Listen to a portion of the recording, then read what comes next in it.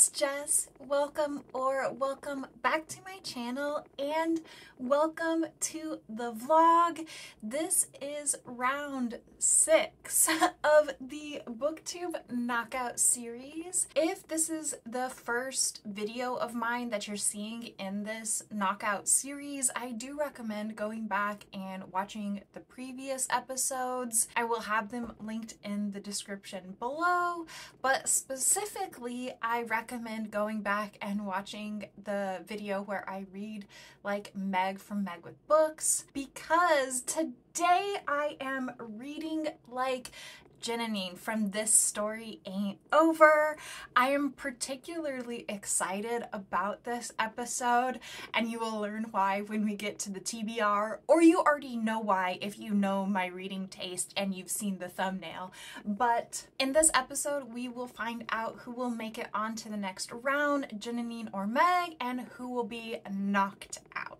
If you're new here, if you've never seen one of these episodes, this is not a new concept by any means. Reading like other booktubers is a concept that's been around for a while, and this is just my own little tiny spin on it. Basically, I took 8 content creators who have like a range in what they read in terms of like genres and tropes that they like, and I compared what books are their favorite and what books are my favorite, and I ranked them based off of similarity 1 through 8, with 1 being the person who I think their taste lines up most with my own.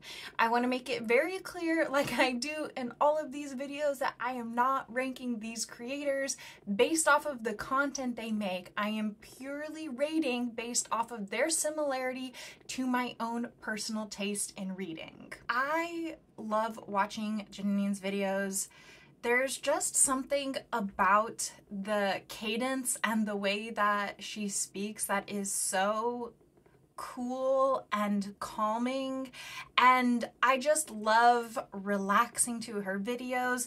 I mean, obviously I don't know her as like a person. She does not know that I exist, but I just feel like she is so intelligent when she analyzes a book and looks at it, and I just love hearing her speak about books, especially if it's one that like I've already read, because I feel like whenever she reviews a book I've already read, she points out things that like I didn't know about it that make me like it even more. She's so smart, and like also I'm so happy to see everything that's going on with like her new publication and everything that's going on with Bindery. Like that's so exciting, so very cool. But you guys probably care more about the TBR. So in terms of the ranking, Jananie is in 3rd place, which means that overall I think that we have very strong similarities between what we like. We like a lot of the same tropes, especially within the fantasy genre. The main reason that Jananie is 3rd instead of higher is mainly to do with the fact that she also really likes literary historical fiction, which is honestly like not a genre that I'm super into, and I don't think that that is actually going to have any effect on round 1, but if she does make it forward, it definitely will have an effect on round 2. If she makes it past this, I'm definitely going to be forced to read some literary historical fiction, and I'm probably gonna cry. I don't really want to cry, but I do have a feeling it's gonna happen. So in order for Jananie to make it past this round, she needs to beat Meg, who scored a 3. I feel bad saying about it, even though it literally has nothing to do with Meg herself as a person, but Meg did score the lowest so far. If you're wondering how the scoring works, I literally just rank the books with like 0 to 5 stars, and then I just like take the average. Don't worry, there is no like scientific statistical analysis going on. It's just real easy like 4th grade level math. Let's get down to the TBR. Obviously, I have to read Kai for this video. I believe at the moment it is Janine's like all-time favorite book. She has made so many people read it. I bought it purely based off of her recommendations. And then probably the book that I'm most excited for, but also the most nervous for, I'm gonna read Mexican Gothic by Silvia Moreno Garcia. Silvia Moreno Garcia is one of Jananie's all-time favorite authors. I have read one book by Silvia Moreno Garcia before and I liked it. I really enjoyed it, but it was only like between a 3 and a 4 star for me. I didn't like fall in love with it, but I have been told by several people that I'm going to love Mexican Gothic because I love Gothic tales.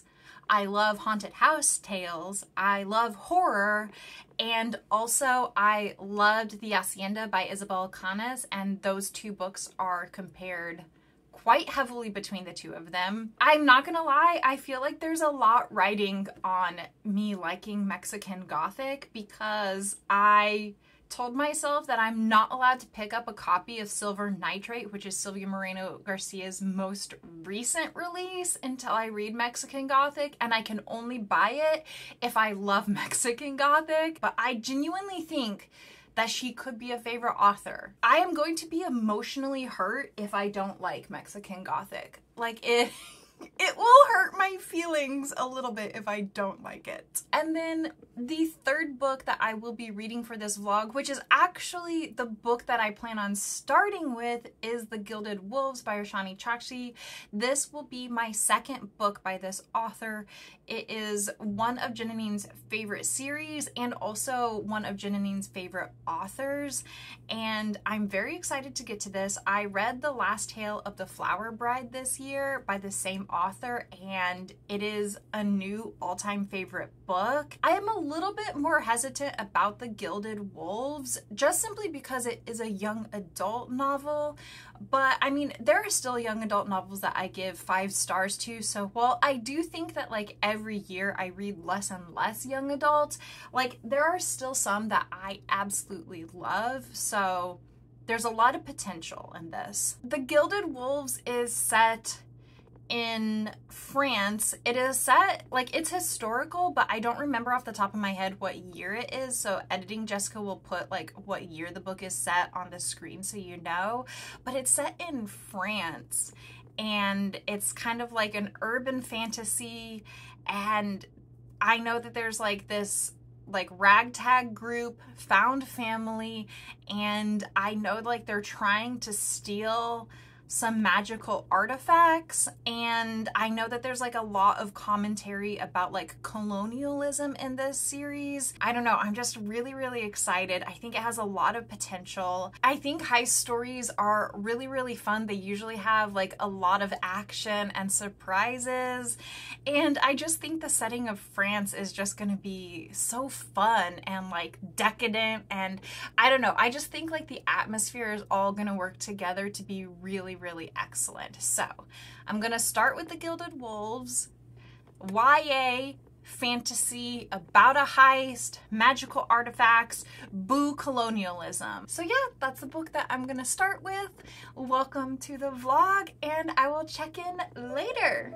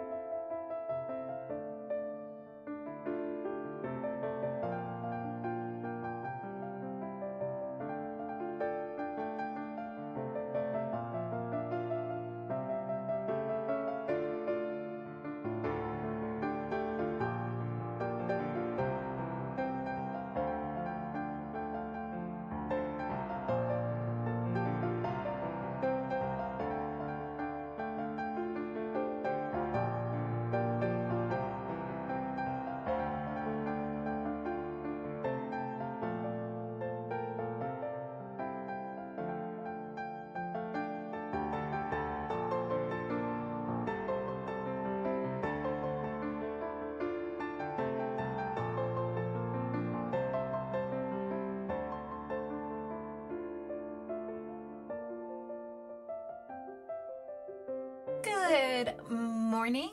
I just finished a stream, but I wanted to just check in, do a little update. I am this far through The Gilded Wolves, and so far I'm definitely enjoying it. I'm almost halfway, and I feel like now is a good point to check in because I get the feeling that a lot of things are about to happen. They're doing like a lot of prep and planning for the heist that they have to do, and like per usual with heist stories, like we only get like half of the planning information up front. Like obviously some of it has to be hid so that there can be like surprises with like how everything works out as the heist goes down. I think the magic system with like forging is definitely interesting, but I wish that it were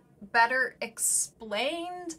I don't know if like it will be like later in the book or later in the series, but at the moment I feel like I don't really understand how the magic works. I understand the effects that the magic has in like daily life, but I don't really understand the rules of the magic, if that makes sense. But like I said, that might happen later in the book. We will see. So far, I definitely am liking the characters. Layla and Zofira are definitely like my two favorite characters. At the moment, nothing is like overtly impressing me to make this like, oh my god, I love this. This is a 5-star read, but I am enjoying myself, and like the second half of this book definitely could move it closer and closer to 5 stars. So we'll have to see. I also have to say that I really like the writing style, and you can definitely see kind of like the seeds in here in the prose that lead to the last tale of the Flower Bride, which is by the same author but is adult, and I love that. I mean, unless something crazy happens in like the next couple of months, that will be in my best books of the year. It is really fun to read one of her earlier works and just see how her writing has progressed, but like at the same time I can see already like the start of that prose. I really like it. The writing style is definitely like the strength at the moment, but we'll see how it goes. Like I said, we're about to get to the actual heist and the action part of this, so I'm gonna go lay down and get in a couple hours of reading before I fall asleep, and I will talk to you later. Good morning. I just thought I'd give a little update because I finished The Gilded Wolves, and I mean, it's good. It's not great, but like it's good. This is definitely a well-written book. It is very entertaining, but I did struggle quite a bit trying to get like that personal connection to the book. I thought that like I would get more connected as the story went on, but I really didn't. If anything, I got less connected with the story as the book went on. I mean, honestly, the plot is good. It is well written, and this definitely could just be like me aging out of the young adult age range. I just like really kept getting pulled out of the story because like, how do you expect me to believe that these are like professional thieves who have been on dozens of heists before, have stolen so many different things, but yet they go down a dark tunnel underground in enemy territory and like don't check for booby traps in one of the most magical houses in the world? In a heist story, I expect shit to hit the fan because like that's what makes it interesting. As a reader, as a watcher, if it's a movie, like we like it when things go wrong. We like there to be like twists. We like to see like people scrambling and, you know, trying to figure out what their next move is going to be because things got messed up.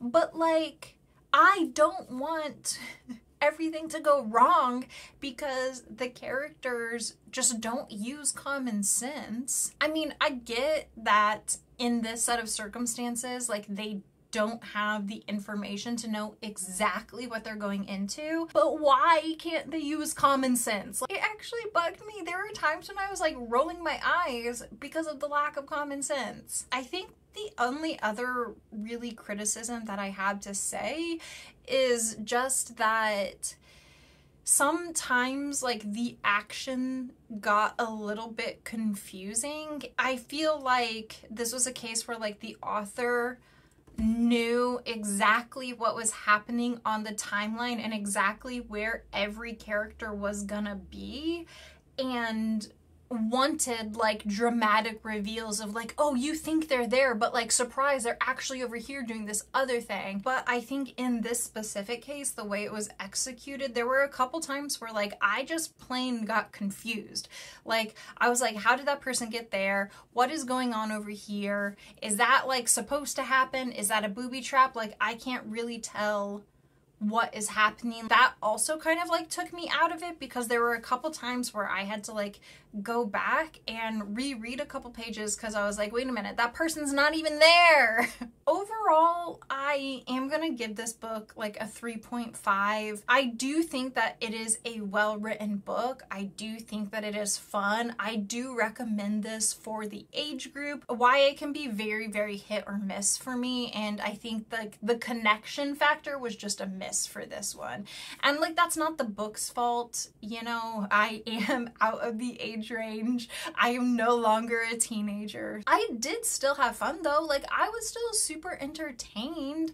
I just, you know, it's one of those things where like it's good, it's not great, and like that's okay. Not every book can be like a new favorite book. I do still think like if you're interested in this, like absolutely give it a go. Like pick it up because you might really, really like it. I know there's a lot of people that like love this series, and I do hear that the series does get better in like the second and the third books.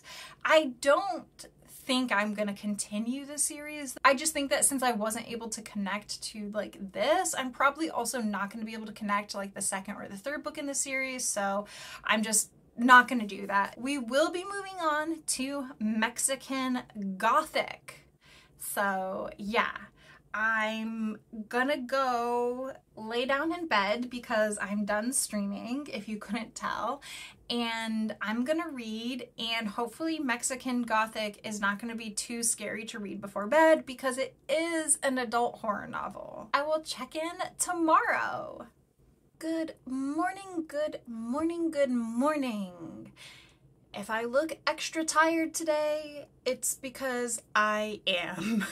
I don't know why, I just did not sleep well last night. I am super tired. I just woke up though, and I think today is just gonna be like a reading day. I have like a little bit of a headache, probably because I didn't sleep well, and it is my day off, and I just like want to relax and be super, super chill today. But I also wanted to update because I am loving Mexican Gothic. So I laid down last night and I did start reading this. The pacing of the book is relatively slow for how long the book is, which I like because I like a Gothic book to be paced slowly. Like that is a characteristic of the genre. It's very like eerie and creepy, and there's kind of like dread and anticipation usually like built into the Gothic genre. So I do like the pacing of the book, but I also am like reading it very, very quickly. I'm not gonna lie, I'm surprised that I was able to read 140 pages, well 141, before I put it down to go to sleep. It is excellent. Okay, so the whole premise of this book is that Noemi got a letter from her sister or her cousin, and basically she's like, something is wrong with me, like I'm not well, I need your help, like come save me. And her cousin just got married recently, and then she like moved into her husband's house, and the engagement was extremely fast. The family has always been a little bit suspicious because they got married so quickly. So Noemi goes to try to help out her cousin. The cousin's husband that she married, his family has been like living in this like gigantic like mansion for like generations now, and they used to be extremely wealthy because they had this silver mine, but then I guess like the mine just like ran out of silver, and so they've kind of like fallen on really hard times. And when Noemi gets there, the house is like all decaying around them. It's like moldy and gross and falling apart, and the setting is just so fantastic. I love this house. I love the description of like this splendid, glamorous, decadent mansion that is just falling apart. There's like literal mold. There is a lot of mushroom descriptions in here. I have some suspicions about how much mushroom description we're getting. I do not like mushrooms in my food. I don't like the way they taste or the texture of them, but I love the aesthetic of mushrooms. I love how they look. I think they're so cool, and like I am loving them in this horror novel, and like the house is just so fantastic. Once Noemi gets there, she meets her cousin's new husband, and he is extremely charismatic, but he's also like very creepy, and he's constantly throwing Noemi off balance, who by the way is just a fantastic character. I love her. She's just so vivacious. I don't remember exactly how old she is, but I believe like around like 19. She's a little immature, she's a little bit impulsive, but she's also like so compelling to read about. She seems like she would just be such a fun person to hang out with. I want to be friends with her. She's so energetic, and she's also really intelligent and like very perceptive of what is going on around her, and she just makes a really fantastic main character. I love her. But anyways, so Noemi gets to this house, and like her cousin is kind of like being isolated and kept from her by the family, and like her cousin is definitely sick. They said that she had, I think they said she had like pneumonia, and like it was really bad, and she's like still in the process of recovering from it. So she spends a lot of her time sleeping, and so Noemi has like a hard time getting to talk to her cousin, and like sometimes when she talks to her, because of her sickness, she doesn't seem like fully lucid. And then Noemi starts having just like ultra creepy dreams. I love all of the like ultra creepy dream sequences that are happening. They are so well written. They are so freaking creepy. It's like a fever dream. It's like a fever dream. How many times can I say dream in the same sentence? The dreams kind of have this effect where like you as the reader are not really sure what is happening and if it's real, and it just makes the narrative so interesting. And like I love when an author plays with reality when you're not really sure. And it's like Noemi herself is a reliable narrator, but she becomes unreliable because she's just not sure, like, am I awake? Am I dreaming? I don't know. So like it twists and warps your perspective of reality, and I love it. I'm eating it up. Now, I'm not tabbing this book. I definitely could if I reread it, which if the rest of the book is as good as the first half, I definitely would be interested in rereading this in the future. But I did just mark one part because I did want to share this one quote. Basically, Noémie's cousin's husband was being creepy, but not creepy. And it just says, but she didn't say a thing because it wasn't really that bad of a comment, a few words. And she didn't wish to start a fight in the middle of a dark hallway over what amounted to almost, but not quite, nothing. I love it. There's definitely a lot of commentary in here about feminism and about colonialism and also about like eugenics and racism, and I love all of that. It's so fantastic. Like I said earlier in the vlog, I read one other Sylvia Marina Garcia.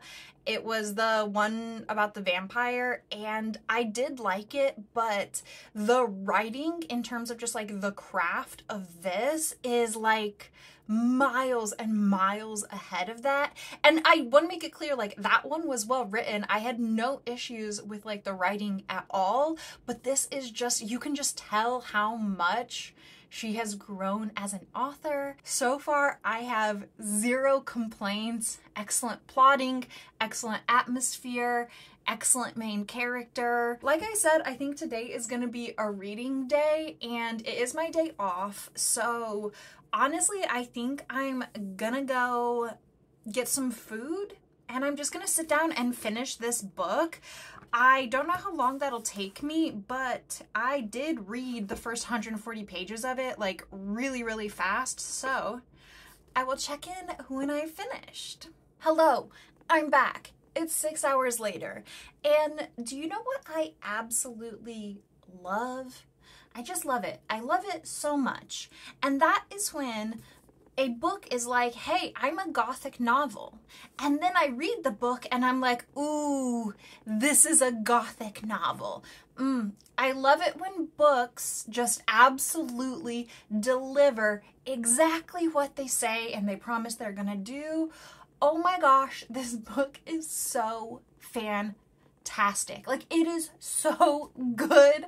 I love it. I love it. I already talked a lot about the plot of this and like the main characters and everything. I don't think I want to go more in depth. I think that if I talk too much more about it, like, I'll give too much away. This book gets creepy and dark, and oh, if you were wondering if it is horror, it is definitely horror. It's nasty, it's gross, there's so many mushrooms, so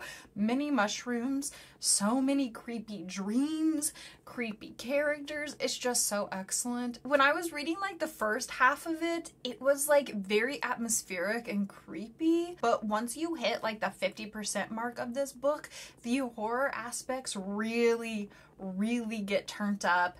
Things start going down. I am giving this book a 4.5. It is just so fantastic. I don't honestly know what would have made it like the full 5-star because it is excellent. It really is, and I loved it. I definitely would like to reread this in the future, and I do think that like there is potential for it to go up in ratings in the future. I don't even know what else to say about this because I feel like I have already said too much, to be perfectly honest, but if you like gothic books, like, this is the one for you. But I want to make it very clear, this is definitely gothic, and if you do not like gothic novels, you should not read this. I did also want to mention that there is definitely very significant trigger warnings for sexual assault in here. It was intentional and like a choice to provide commentary, and like I don't have any issue with it being in here, but it was horrifying to read. It was really, really difficult to read. Like, it was not something that like you just turn the page and bypass. Like, it will get to you. And so I think like if that is something that is a trigger warning for you, I also think that you should pass on this book. Oh my gosh, do I recommend this book? It's so good. It really is. And on the plus side, now I have an excuse to buy Silver Nitrate, which makes me very, very happy. So far Jananie has a 4.5 and a 3.5. From here, I'm gonna go ahead and move on to Kaikei, and I guess I will talk to you when I have something interesting to say about that book. Later.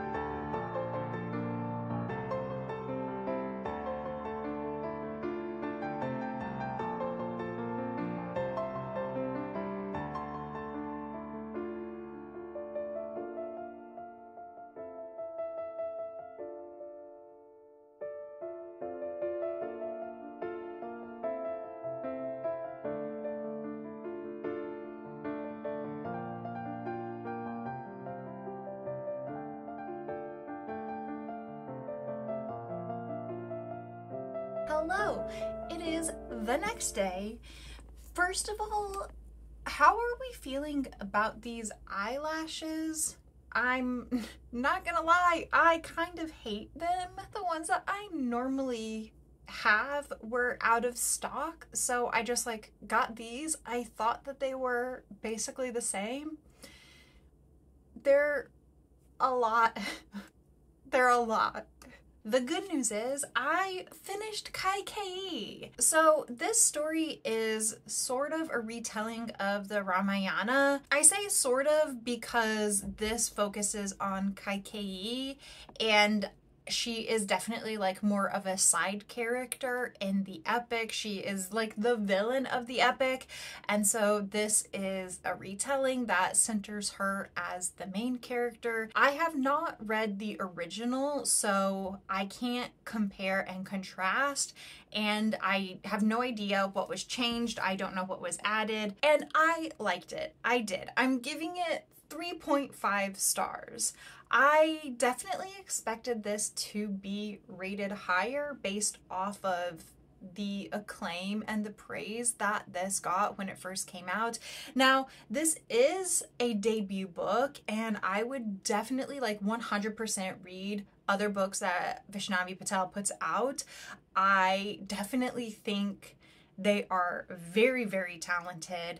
I think that they're only gonna get better. But in this case, I just don't think they went in deep enough for me to rate it higher than a 3.5. So basically, Kaikei's story as it was originally told is she was the only princess in her country. She was then like married off, and I don't know what like was in the original, but in this she makes a deal with her husband because she is going to be his third wife, but he remains childless.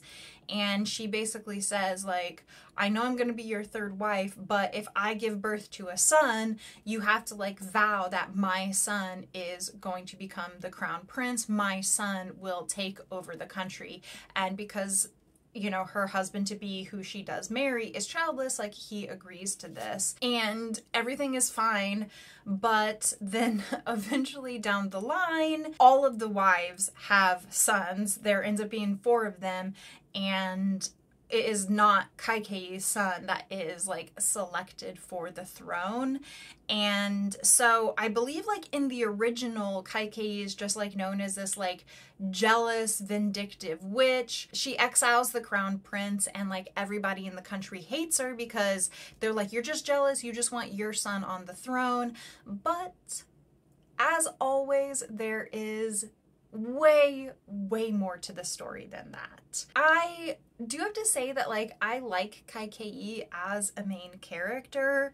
You kind of start off knowing that this is a tragedy, especially if you read the author's note. So that did kind of set my expectations up for this. I did like Kaikeyi, and she definitely did sort of have like her tragic hero's flaw.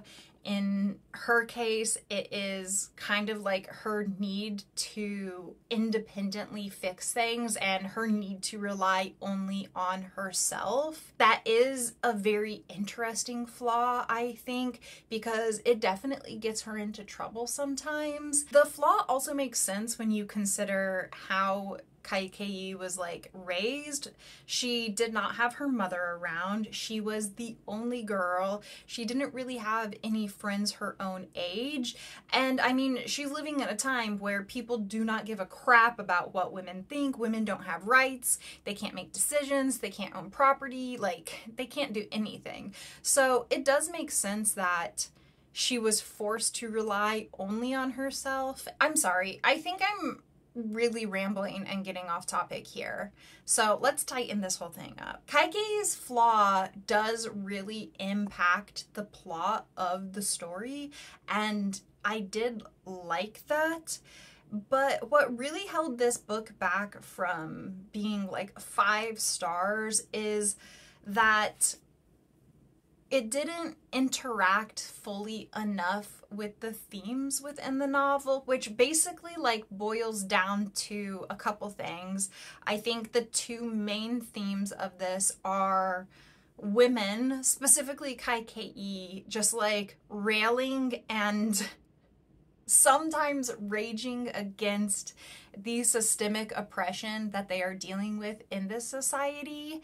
And then also the theme of relationships and how we develop relationships and family and all like the different types of relationships we can have. There were truly moments in this book that shone so brightly. There were moments where I was smiling ear to ear when you see Kaikeyi with the sons, because there are 3 wives, 4 sons, and all 3 of the wives do work together. They all raise the sons. They all consider them all of their sons. Obviously, they know who they gave birth to, but there isn't any like my son, your son. It's just like they're all their sons. There's so many moments of tenderness that bring a smile to your face, where you can see Kaikeyi interacting with the other women, with her sons, and like also with her husband, and like building relationships with all of them and loving them and cherishing them. But I don't think enough page time was devoted to building the relationships. Kaikeyi would be like, oh yeah, and I've been working on this relationship with this person here, and I'm like, okay, it's great that you told me you're working on that relationship, but if it's an important relationship integral to this plot, like, show me. I'll just talk about like one example really so that you guys get what I'm saying. Right after Kaikeyi gets married, she goes with her husband and they are going to this battle. Oh, I should also mention, like, Kaikeyi has magic. She is able to manipulate basically like her bond with other people in order to like strengthen it. And then she can like kind of use her bonds magically to convince people to do what she wants them to do. Anyways, her husband has been having issues with his chariot driver,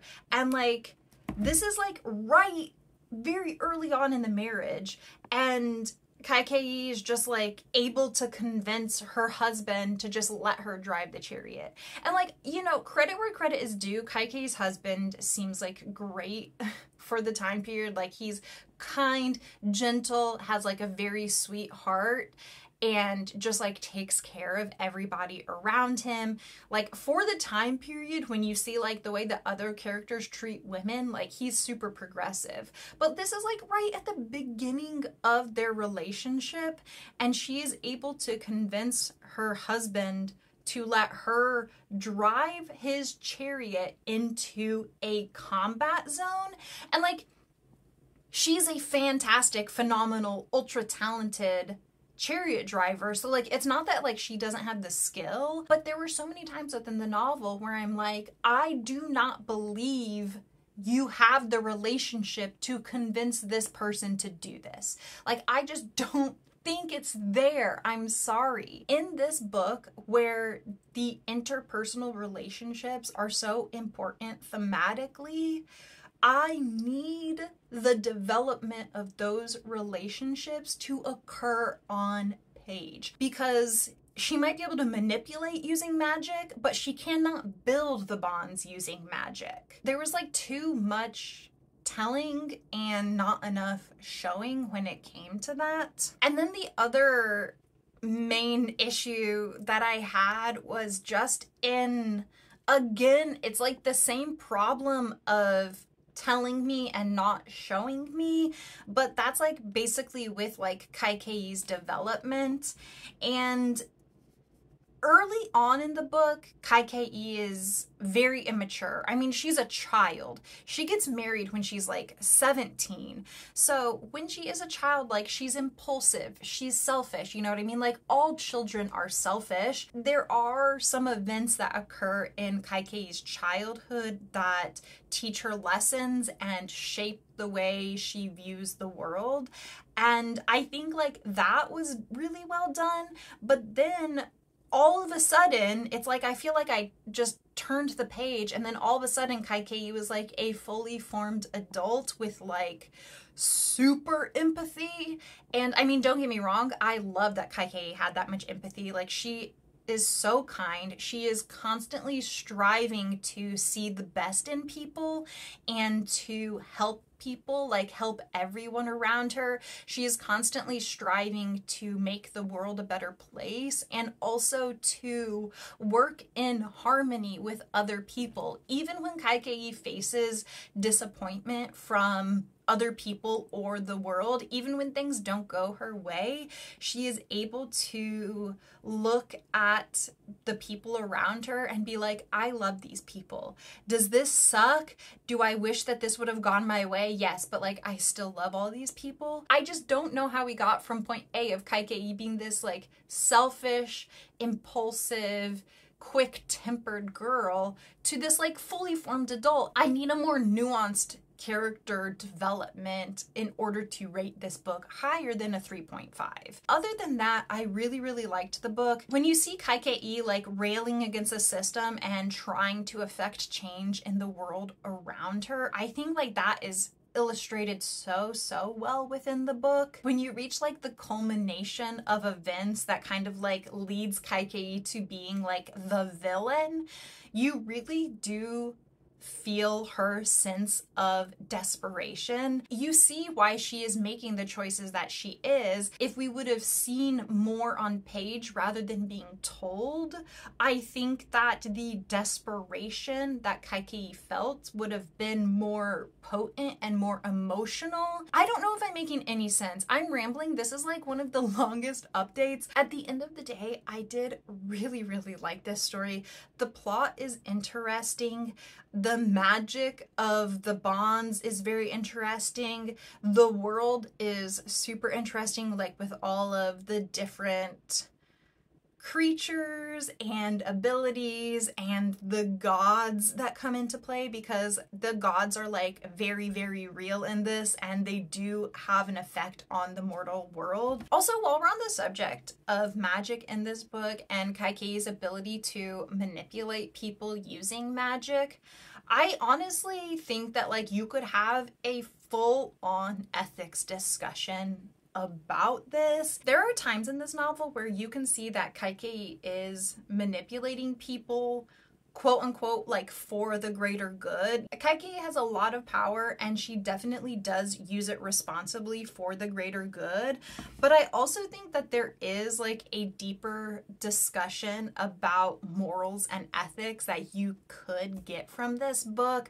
about manipulating people, because what Kaikei does is very close to mind control. She can't just make people do stuff, and she can't just like convince strangers on the street to like do whatever she wants, but at the same time she is using magic to change what people do and to convince them to do what she wants. And it's like, I mean, I know that you're making the world a better place, but is it still ethical to do that? And honestly, that is probably one of the best conversations that you could get out of this book. I think it's fascinating. And I also love that Vaishnavi Patel kind of talks about that in here, but she never like tries to sway you one way or the other. She's just kind of like, yeah, this is a little bit messed up, but like also, what do you think about it? I don't know. I liked it. So those are my thoughts on Kaikei. With me giving Kaikei 3.5 stars, that gives Jananie in total a 3.8 score for this round. And that means that she does indeed knock out Meg. Jananie will be moving on to the semi-final round. Congrats to her, even though she will never ever see this. And I'm sorry, Meg, even though Meg will never ever see this either. So that brings us to the end of this vlog. Thank you so much for being here, for spending time with me today. I really appreciate it. I hope that you enjoyed this video. If you did, please consider subscribing. Please stay safe this week. Be smart with any Halloween celebrations you might have planned coming up. And I'll see you in my next video. Goodbye!